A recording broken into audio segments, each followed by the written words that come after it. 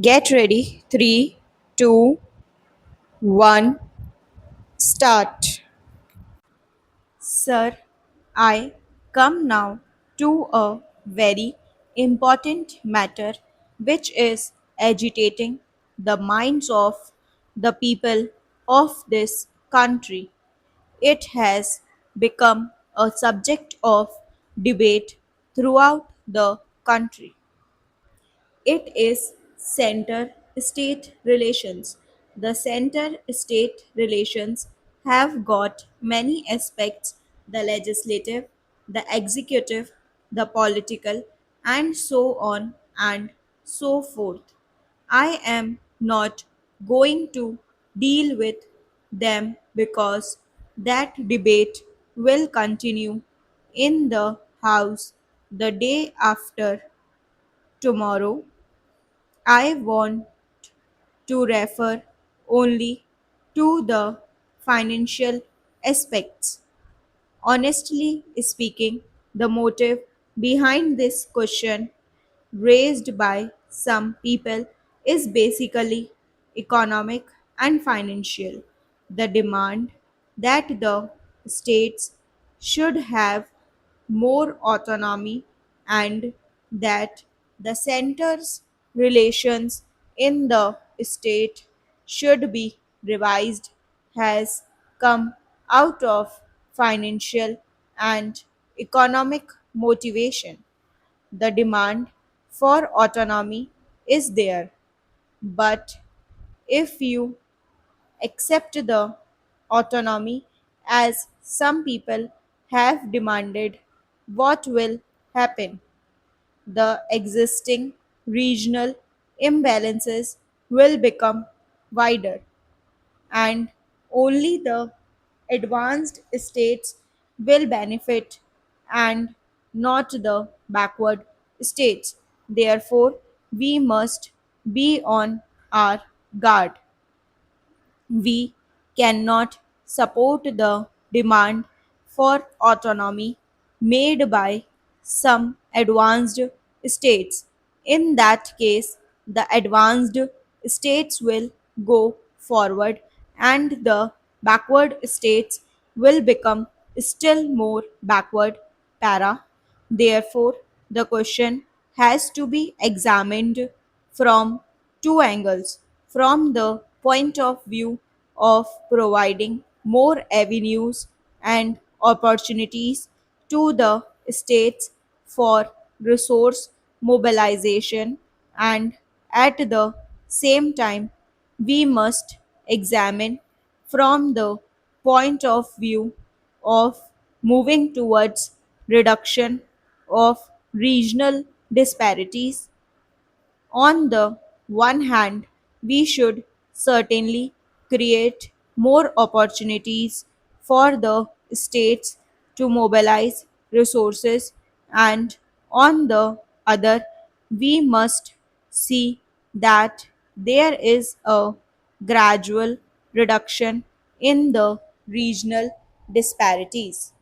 These are two objectives that have to be kept in mind when we discuss the question of regional autonomy.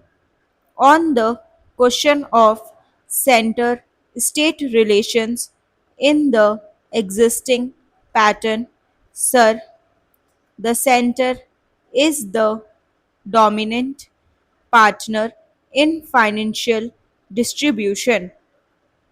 I agree the center cannot be strong, but I also say that the states also must be strong.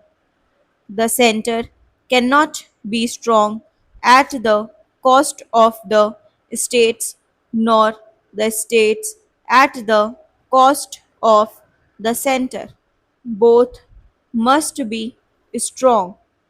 What is to be done?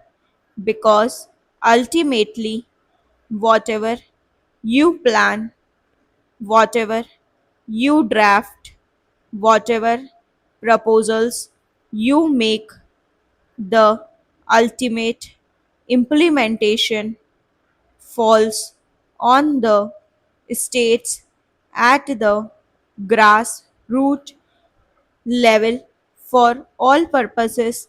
Para. Sir, the seventh schedule should be revised in order to provide more avenues and opportunities to the states for resource mobilization. Article 268 and Article 269 of the Constitution refer to taxes and duties which accrue to the states. But why two different articles and why not one article based on the principle of equitable distribution among the states with the objective of reducing regional disparities. Sir, Article 270 refers to income tax only but no to corporate tax. But in my view, corporate tax is also income tax, and therefore why should not corporate tax be brought under the divisible pool as income tax has been brought?